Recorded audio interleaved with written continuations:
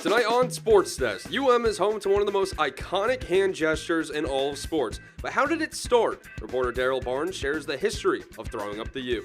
Plus, Katie Meyer is now the winningest coach in Miami basketball history. We'll show you her impact on the program throughout her time in South Florida. And how Miami men's basketball is making a special star one of their own. All that and more? SportsDesk starts right now.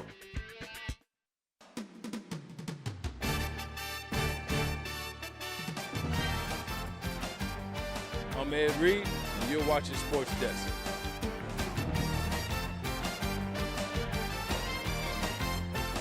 Hi, I'm Jim Kelly, former UM guy.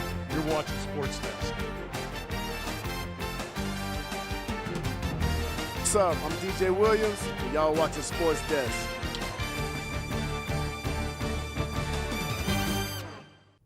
Hello and welcome to SportsDesk. I'm Brendan Riley. And I'm Treasure Wilson. Brendan, a lot has happened within Miami athletics since last Friday, and it starts at the top. It certainly has, Treasure. It's been a hectic week. A lot of teams were in action. We have buzzer beaters, last-second touchdowns, and, of course, the biggest news that you mentioned earlier, a change at the head of Miami athletics.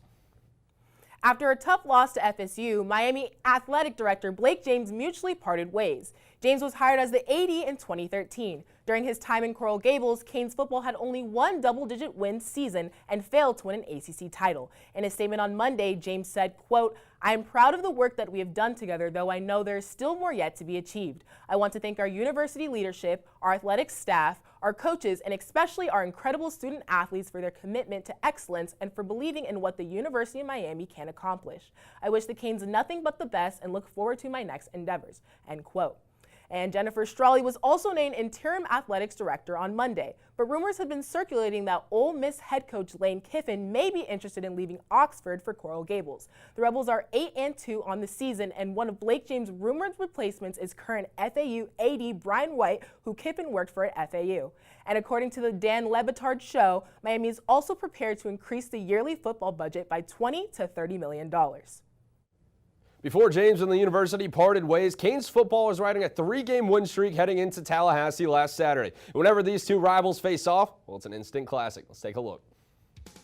Canes and the Seminoles live from Doak Campbell Stadium up in Tallahassee. Miami has won each of the last 4 years. Miami are down 7-0 off of a TVD fumble. Jashawn Corbin finding the corner of the end zone to put Tallahassee, or rather the Noles, up 14-0. Now the Canes trying to storm back. The tip drill comes in, and it's Mike Harley in the back of the end zone who makes the catch and makes it a one-score game halfway through the third. Now start of the fourth quarter. Tyler Van Dyke rolling out, finds the big tight end, Will Mallory, who waltzes into the end zone for 6. We're tied up. Miami would hit the PAT. Now later on in the fourth, Tyler Van Dyke finds his running back Jalen Knighton out of the backfield, and Knighton bounces off a man, will fight his way all the way inside the 10, dragging Seminoles into the end zone. The Hurricanes, they will go up 8. Now the Hurricanes, towards the end of the game, they had a fourth one, didn't go for it. Now with under 30 seconds left to go, they're able to sneak it in with the quarterback sneak as FSU was able to take the lead, and they would take the lead for good. Now the Hurricanes with 2 seconds left, trying to forge a comeback. Tyler Van Dyke spikes it. You can't do that. The final seconds would tick off, and FSU would pick up their first win since 2016 over Miami. After a rivalry loss, the Hurricanes' hopes of going to Charlotte are over. This week's focus is sending the seniors out on top. Our In the Trenches crew is live to review this week's class with Virginia Tech. Guys. Welcome to this week's edition of In the Trenches. I'm your host, Emmer Cowles, alongside our analyst, Wyatt Copeman. And Wyatt, a theme for Miami in that Florida State game was they got down early and then they weren't able to finish the game late. What did you see from the Hurricanes in that performance? Well, America, I think as bad as the Hurricanes wanted to win that one up in Tallahassee, to keep that winning streak alive in this rivalry matchup, keep it alive since 2016, the Hurricanes really looked on that poor finish, but looked on a poorer start for that matter. Hurricanes were tacked with 35 penalty yards, and I think that was just a microcosm of what's going on, not only with the on-field product and Coach Manny Diaz, but what had happened earlier in the week with the firing of Blake James and the upper administration. But let's take a deeper dive into the highlights, Embrick. The Hurricanes getting off to this poor start, just over a minute left in the first quarter. Travis hands it off to Jashawn Corbin. We talked about him last week, was a very lethal threat here in the running game, and all of a sudden Corey Flagg was tacked on the sideline, and the defensive backs were nowhere to be seen. And then here, this is on that 2-point conversion for Jordan Travis, runs right up the pipe, and all of a sudden the Hurricanes had all momentum lost. That 8-point comeback was an absolute waste, despite that 17-point comeback early on. The Hurricanes had that 8-point lead, and all of a sudden they watched it vanish right away. Yeah, and Virginia Tech fired their coach earlier in the week. Manny Diaz is on the hot seat. What is Miami going to have to do to get a win on senior day against the Hokies? Well, Embrick, defense has been a problem all season long, and I think when it goes to this Hurricanes secondary, you really have to look at containing Braxton Burmeister, who has been a very dominant threat on the ground this season. That doesn't exactly rank at the top of the ACC when it comes to looking at running backs and quarterbacks who are lethal on the ground, right up the hash mark and on the edge. But when you look at the footage, Embrick, this guy, as described by Manny Diaz, is straight pure speed, very, very dangerous in the open field. And this is a guy who's going to be looking to gobble up a lot of yardage on the scrambles and the quarterback keeps. And not to mention, you have a lot of other weapons for Virginia Tech early on that can get involved. Raheem Blackshear is a big running back that the Hokies look for early on, and all of a sudden you're looking at a very physical defense, one of the more physical in the ACC, holds opponents to a 15th least ACC passing yards in the season. And so I think the Hurricanes really have a lot on their plate to deal with this season right as Thanksgiving comes around. Yeah, Wyatt, what is a quick score prediction for the game? Well, Embrick, the Hurricanes have yet to hold opponents to under 30 points per game. Opponents in the ACC, that is. So I think the Hurricanes finish on the losing side 38-30, but all of a sudden there is a lot of possibility they can win, but I think it's going to be close at Hard Rock Stadium this Saturday. Well, that's all the time we have for this week's edition of In the Trenches. Back to you guys. Miami is known for a lot of things, but there's one symbol at the U that Canes fans have known and loved for decades. Our reporter Daryl Barnes tells all. From alumni posing for photos to the crowd at a football game, if you've been around the University of Miami, you've probably seen someone throw up the U. But do you know where the gesture came from? We spent a semester digging up the history of throwing up the U in a two-part series we call Hand U. Let's take a look. Today at the University of Miami, it's all about the U. But it wasn't always that way. Since the university opened in 1926, the logo has had a number of different looks. But in 1973, the athletic department rolled out something new, the split U.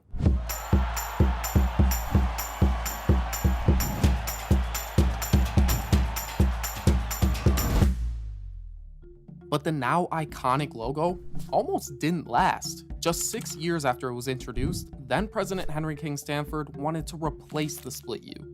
Students rallied to save the U, and they won.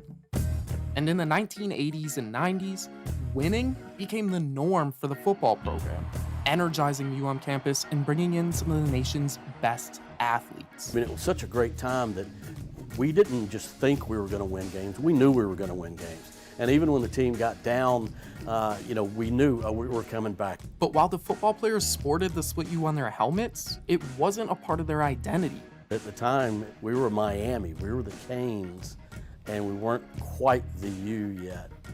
That all changed in 1992 when number 2 ranked Miami took on arch rival number 3 ranked Florida State. During that game, one UM cheerleader did something that helped turn UM into the U. Bill Tagano had come up with the idea of, Florida State's got the chop and the Gators have the chomp. Well, why don't we do something with our hands for the U? And so, the Hand U was born. We went to the band director, I think it was Mike Mann at the time, and we said, what do you think about playing the Darth Vader theme on third downs? Da, da, da, da, da, da. We started pairing it with the motion of the U, the doing this. And it was almost like a bowing kind of thing, that they were bowing to the defense. The minute we started doing it, it just picked right up. And you could tell it was the start of something that was going to be really cool. Though that 1992 FSU game is widely credited with popularizing the gesture, its origin story is still disputed. In this photo taken a year earlier, cheerleader Eric Vandervloot is seen throwing up the U to fans at the 1991 Cotton Bowl. Yeah, that picture, I know you can tell it's me because then I had hair and I had a flat top. But that was one of the times we were just, standing up, between something going on, and I was holding up the U. But one UM fan argues he had thrown up the U years earlier. When I read a story in the university paper about Tagano being the first one to throw it in 92 or 93, I think it was, I was like, wait a minute. I did this in 1984 at an FSU game. Juan Valadares was a UM student at the time. He says that he came up with the gesture sitting in the stands at the Orange Bowl with his friends. And I remember Juan turning around and saying to us that we need something else to do, and he showed us the U symbol. And so when we were chanting, we started doing that. But members of the 92 cheer squad are not buying it. A lot of theories that it could have came from somewhere else. What makes you so certain? That is BS. This is something that a lot of people try to take credit for, but you have it in your LinkedIn. You are the creator of the hand U. Why do you feel so? We got the receipts, we got the pictures, we got the witnesses, we got the backing. I've seen hundreds of photos from that era, from the 80s, mid 80s to late 80s, and you just don't see it as, now you take a picture of the stands and there are 50 people doing it. But maybe they've been looking in the wrong place all this time.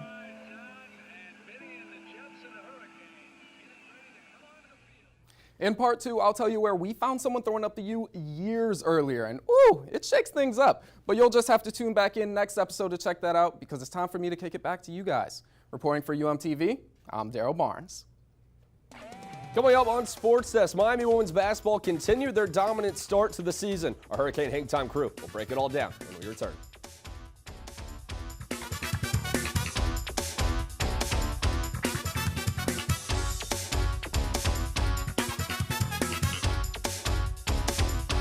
Observe a domesticated human family in their natural habitat, known to their species as the backyard. Hey, you think I should light it now?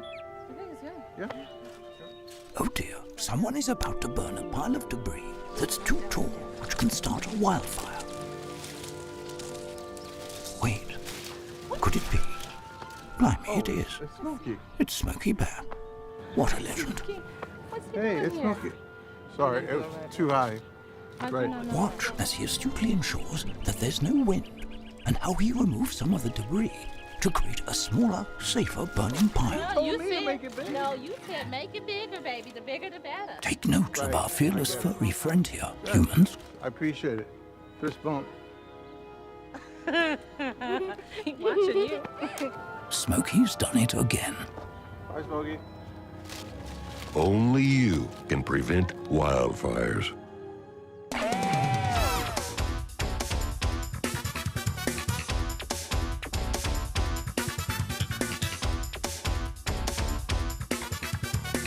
Isaiah Wong's heroic game winner on Tuesday led the Canes past FAU, and Katie Meyer and the women are 4-0 heading into the Baja Mar tournament. Tyler and the boys are here to break it down in this week's edition of Hurricane Hang Time. Guys.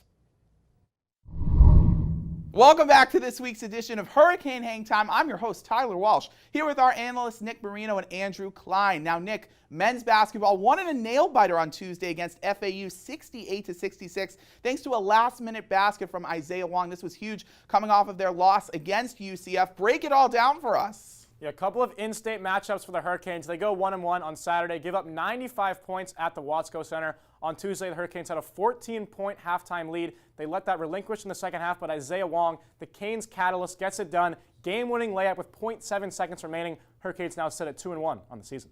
And now as they fly away from the Owl's Nest, what are the Canes taking with them as they prepare to welcome Florida A&M on Sunday at the Watsco Center?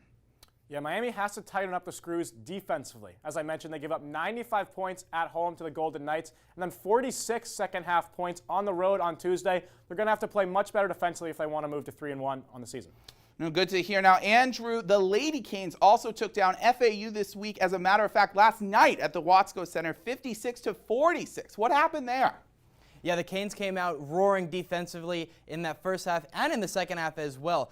They were led by Lachey Dwyer. The freshman had 8 steals, and they held the team 40 points under their season average. FAU came in averaging 86 points a game over their first 2 games. Canes held them to only 46 in a great defensive effort.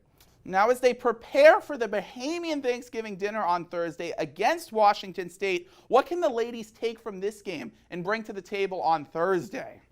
Well, they're going to have to shoot the ball better. This team has really struggled shooting the ball. They've gotten open looks at times, but they've been a little hesitant to take them. So right now, if they get open shots, they got to just fire them away, and they got to start hitting their buckets. Ooh, that sounds delicious. And last week, actually, Canes women's basketball kicked off their season on a high note. But not only did they secure the win over Jackson State, but head coach Katie Meyer scored a victory of her own.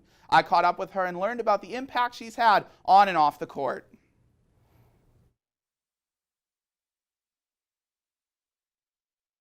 Watsco Center last Tuesday after Canes women's basketball bested the Jackson State Tigers 72-67.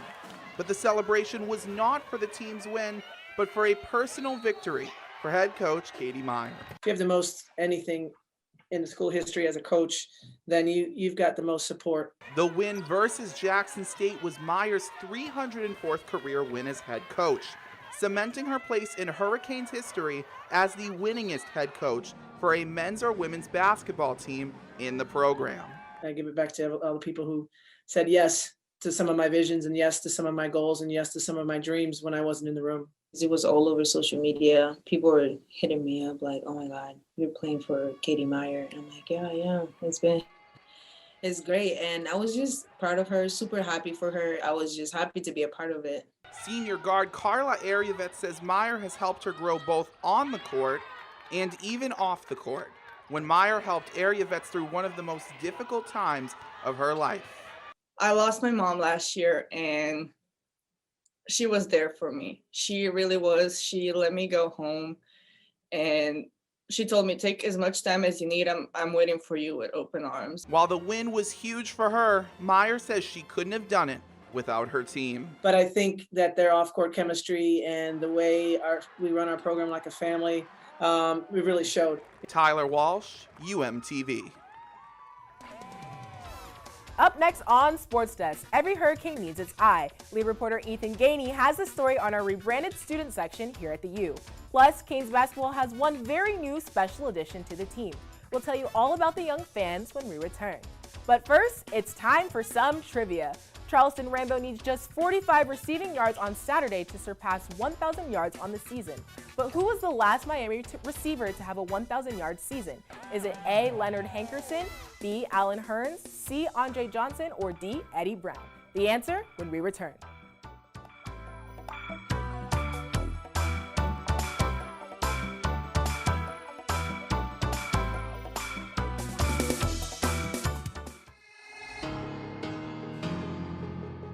Anytime they're playing music downstairs, it's loud. I go downstairs, see what they're doing, see what music they're doing, see what they're dancing to.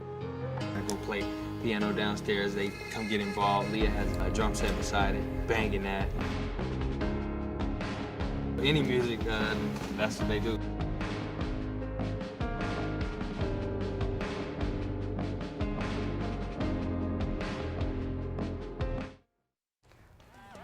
So, favorite Thanksgiving food?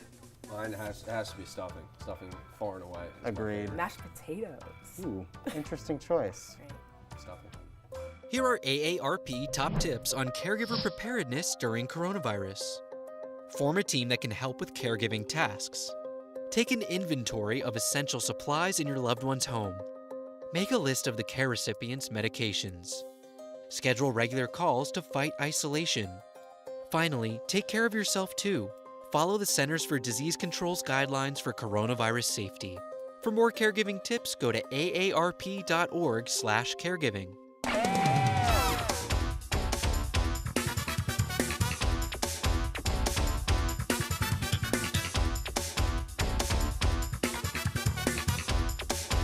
Welcome back. If you guessed B, you are correct. In 2013, Allen Hurns had 1,162 receiving yards, breaking Leonard Hankerson's record of 1,156 in 2010. Eddie Brown was the first receiver in Canes history to have a 1,000-yard season when he had 1,114 yards back in 1984. After a year's absence due to COVID-19, fans are back in attendance at the Watsco Center, and the student section has a new look in 2021. Reporter Ethan Gainey joins us live in studio with more. Ethan? From the Carrier Dome to Cameron Indoor Stadium, the ACC is known for having some of the best atmospheres in college basketball. So here's how Category 5 is trying to make the Watsco Center one of the toughest buildings to play in the ACC. When COVID-19 shut down sports and stopped fans from attending games, Category 5 saw it as an opportunity to rebrand the Miami basketball student section to the I. The reason why we want to do the rebrand this year specifically is because we're in a unique position where two classes at the University of Miami, my sophomore class and the freshman class, have never seen a basketball game. This actually works very well in our favor because now we could set the standard, right? Especially after last year because of COVID where there weren't any fans. You're seeing kind of this resurgence of student sections across all of college basketball, and there's no reason why Miami can't do the same. The name may be new, but the section itself isn't. Formerly known as Storm Surge, here's a look at what it looked like back in 2013.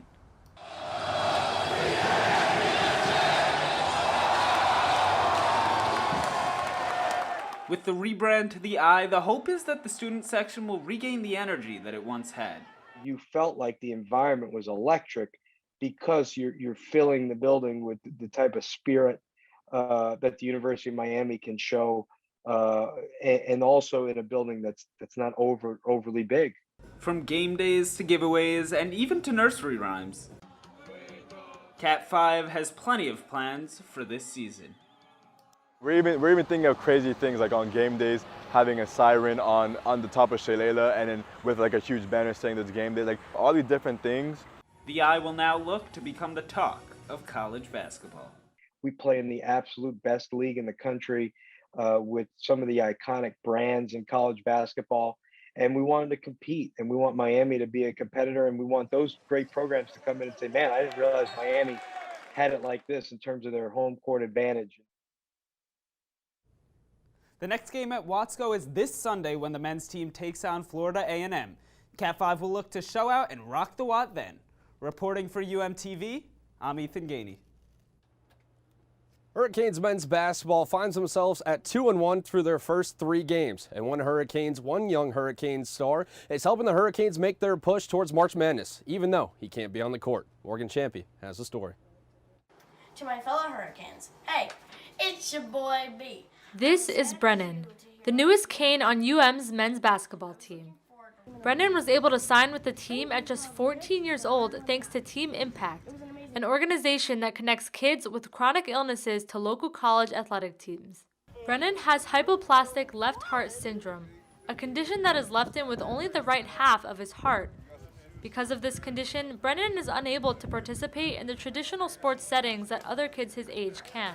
Now, at the age that he's at, a lot of the kids are, he has friends playing football and playing soccer, and so he wants to do those things. That's where Team Impact came in.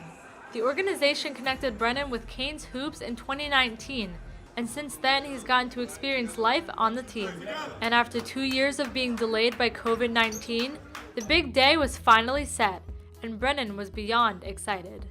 Oh, I was stoked. I found out and I could not stop. Like, I was so excited. Even when I was doing some other things, I was still thinking about it, and I couldn't get out of my head. On October 30th, Brennan experienced his very own signing day, where he signed his letter of intent to officially become a member of Canes Men's Hoops. The event included speeches from Coach Larinaga and Brennan himself, as well as him receiving his very own game day jersey. Now officially part of a family he considers his own, Brennan and his mom are forever thankful to the team. These guys are so much more than just a handshake at a game or coming to a signing to watch a kid sign a letter of intent. These guys are his world. I would say you guys have been such a big thing in my life, and you guys saved me. You guys pulled me up, and it's something that I'll never forget. Reporting for UMTV, I'm Morgan Champy. Still ahead on Sports Desk, everyone in college football knows Lou Headley for his tattoos and punting style, and we got the chance to speak to the Aussie one-on-one. You won't want to miss it. Stay with us.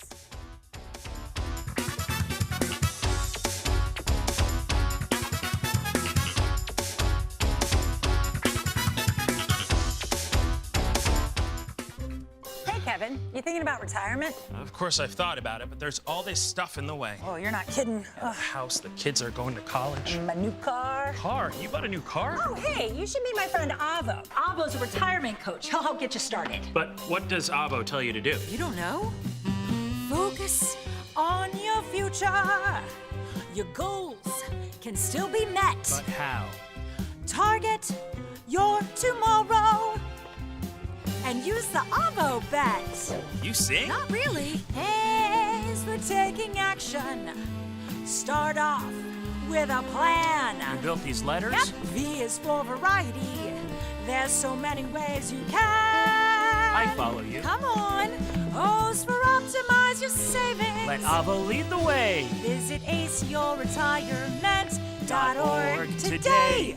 Nice sign. Thanks, I made it myself. Cool.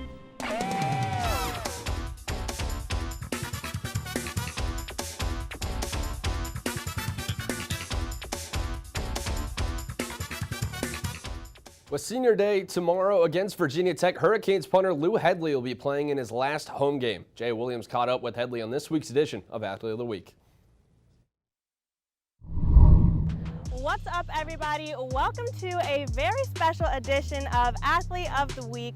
I'm Jaya Williams here next to the indoor practice facility, and joined with me today is a very special guest. I have punter Lou Headley with me. Lou, thank you so much for joining us today. No worries, thanks for having me. So, Lou, you are originally from West Australia. Yes. And many people may not know, but you actually dropped out of high school back in Australia. Yeah. Did you ever in your wildest dreams imagine that you would be in college at all, let alone playing football in America? No way. When I left school, I kind of started working with my brother in construction, and I made pretty good money doing that, so I was pretty content. Then I learned about college football and what it was, and there was a few other Australians coming over here doing their thing, so it's been a bit of a journey, but well worth it. Definitely a crazy journey, and a lot of people are super fascinated by all of your tattoos. You have so many, but if you had to pick a favorite tattoo, which would it be? But I kind of like this arm. I got a cow getting abducted, and maybe the monkey riding a push bike is probably my favourite one. And you've been rated one of the best punters in college football. So put me in, coach. You're the expert, so show me how it's done. All right, so your first one, you don't want to come too far in. You want the ball kind of tilted this way, about 10 o'clock. What foot do you kick with? Probably the right foot. Right foot, so you put a little jab step on your left, you grab it, and it's just a 1, 2, punt. I'm gonna watch you do it first, just so I can get an idea of what's going on. All right. Oh, wow. There we go. Okay, we're gonna see if I can do this even half as decent as you just did it. Hold on. There we go. I will take it. How was that? Beautiful. You think Manny's gonna put me in for the next game? Yeah, no doubt. No doubt about it. Taking my job. But that is all the time we have for this week's edition of Athlete of the Week. Lou, thank you so much for joining me and teaching me how to punt a ball today. No worries, thanks for having me on. It's been fun.